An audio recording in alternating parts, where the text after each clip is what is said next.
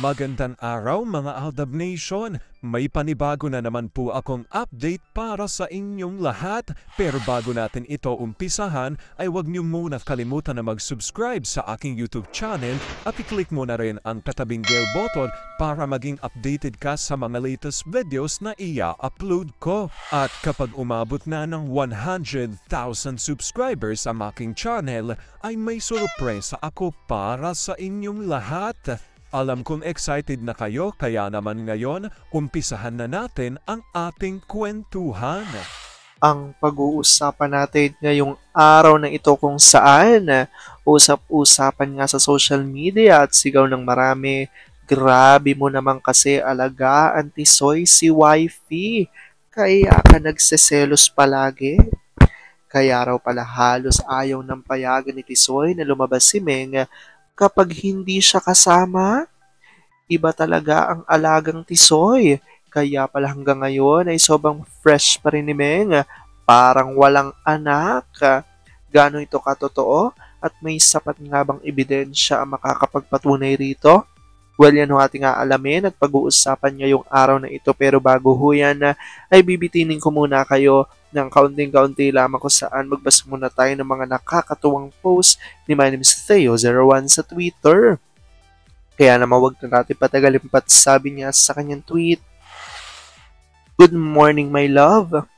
Ang mga bata pa.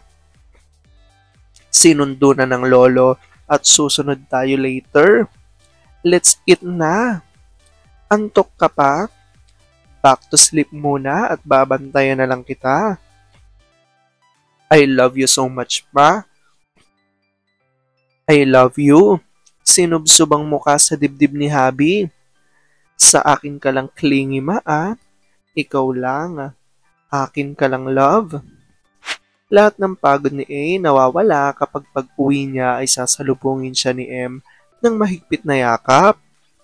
Yung maglalambitin sa kanya, magpapababy, sabay kakargahin na niya. Gagaya na naman ang mga anak kaya mauuwi na ang lahat sa habulan. Iyakan at may mambabato na ng toys dahil no pansin daw sa kanila ang daddy. Alam nyo, public property si A Nag-usap na yan sila noon pa man na kung matatanggap pa ni M ang trabaho niya. Tanggap ng buo ni M yun. Kaya nga nagtagal sila. Huwag kayong magselos kapag may mga intimate scene si A kasamang mga LL niya dahil si M ay walang problema. Kayo lang, artista yung tao. Hello! Alam kong tuwan-tuwa kayo sa ating binasa, pero ngayon pag-uusapan na natin ang ating main topic. Oops! Wait lang, saglit lang to. May ipapaalala lang ako para sa mga bago pa lang sa aking channel. Huwag niyong kalimutan na mag-subscribe sa aking YouTube channel at i-click nyo na rin ang notification bell para lagi kayong updated sa mga latest videos na i-upload ko at para maging parte na rin kayo ng aking Fanatics channel family. Well, alam pong super excited na kayo sa ating kwentuhan, kaya naman dumako na tayo sa ating main topic. Gaano nga ba katotoo? Nagrabe nga raw kasi alagaan ni Tisoy si wifey, kaya siya na lagi nagsiselos. Kaya pala halos ayaw nga raw payagan ni Tisoy na lumabas si Meng kapag hindi siya ang kasama nito. Iba talaga ang alagang Tisoy. Kaya pala sobrang fresh pa rin ni Meng. Hindi raw halatang may anak na to. Gaano ito katotoo at may sapat nga bang ebidensya ang makakapagpatunay rito? Well, yan ang ating aalamin at pag-uusapan ngayong araw na ito. Alam kong super excited na kayong malaman yan. Kaya naman wag na natin patagalin pa. Una-una na nga muna ay galing sa tweet ni Larry 1973 at Beth Jimenez.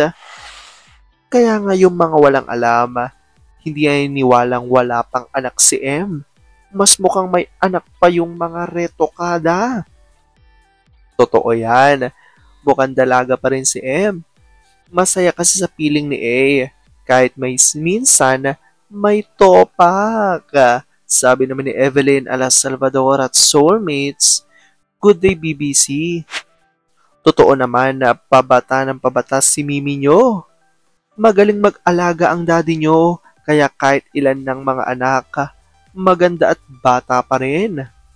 Mapagkakamalampang dalaga. Kaya hindi maiwasan na magselos, iyong-iyo lang si wifey mo RRF, JR, and fam. God bless us always. Alda pa rin.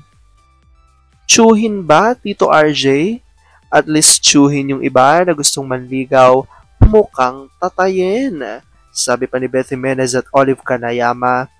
Iba ang wifey niya sa LL. Walang paki si Ace sa mga LL niya kahit halos hubad na sa mga sinusuot. Pero sa wifey, stricto. Lumalabas ang pagiging tatay. Bawal ang sobrang sexy na damit kay wifey. See the difference? Galing ni Mr. maganap ng paraan para hindi siya mabaliwalaan ng wifey niya. Aldab and Aldab Nation stronger together. Aldab pa rin. Sabi naman ni F. Tanko ADN at Funky Tiger, ganda ni M at talaga mukhang bata. Kaya itong si A, nai-insecure tuloy. Nako, Labs, kung gwapong apo dati, kuya ang nagbibiro ng mimi mo na pinalaga ng daddy mo. Now, tsuhin na. Sagot ni Pamela Jane Peren, F. Tanko ADN at Babeline. True yan, baby cute. Baligtad ang mommy mo. The more na madaming anak, the more na bumabata. Abay marunong mag-alaga ang daddy mo. Kapag ganyan, o siya ay nagsesentimiento. Tatayin, huwag daw pa sexing suot. Magmalong na lang. Maganda magdala ng damit si M. Very classy. At ang sexy. Ang mga legs, wow. Mukhang dalaga pa rin kahit nakaapat na. Itong si A, seloso talaga. Baka sa susunod mapagkamalang ka ng sugar daddy. Sagot naman ni Larry 1973 at Olive Kanayama. Tatayin na tatayin ng kanyang asawang mukhang dalaginding.